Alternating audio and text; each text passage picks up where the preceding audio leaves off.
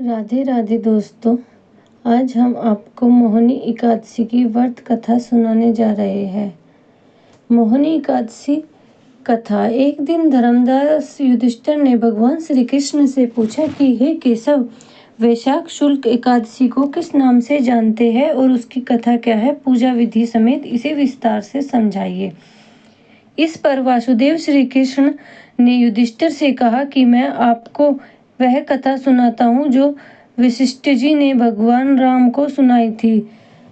कृष्ण जी ने बताया कि रामचंद्र ने ऋषि वशिष्ठ से पूछा कि हे गुरुवर, कोई ऐसा व्रत बताइए जिसे समस्त दुखों और पापों का नाश होता हो। तब महर्षि वशिष्ठ ने कहा, हे राम, वैसे तो आपके नाम से ही सभी दुख और पापों का नाश हो जाता है, पर आपके सवाल का जवाब लोगों को रास्ता दिखाएगा। महर्षि वशिष्ठ ने कहा कि वैशाख शुक्ल पक्ष की एकादशी, जिसे मोहिनी एकादशी कहते हैं, उसका व्रत सभी दुखों और पापों का नाश करने वाला है। इसकी कथा इस तरह है।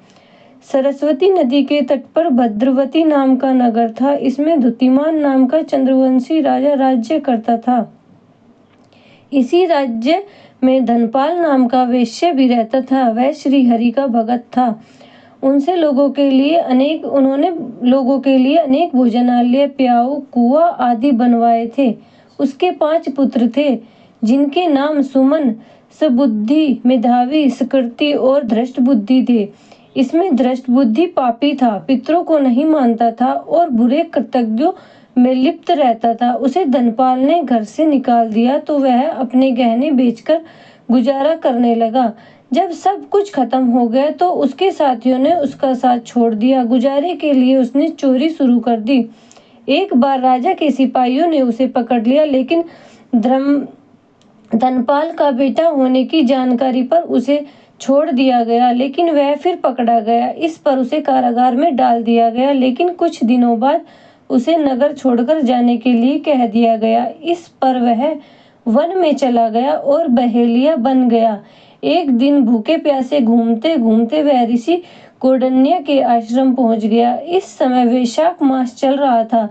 ऋषि इस समय नहाकर लौट रहे थे। उनके वस्त्र के छींटे धृष्टबुद्धि को कुछ अकल आ गई। वह हाथ जोड़कर ऋषि के सामने खड़ा हो गया और कहने लगा कि मैंने बहुत पाप किए हैं। इनसे मुक्त होने का बिना खर्च वाला कोई आसान उपाय ये बताइए। इस पर ऋषि ने उसे मोहिनी एकादशी व्रत करने के लिए कहा। उन्होंने उसे व्रत की विधि बताई। इस पर धृष्टबुद्धि ने उसी तरह व्रत किया। इस व्रत के प्रभाव से उसके सभी कष्ट नष्ट हो गए और मृत्यु के बाद गरुड़ पर बैठकर विष्णु लोक को गया। इस व्रत को करने से मोह भी खत्म होता है।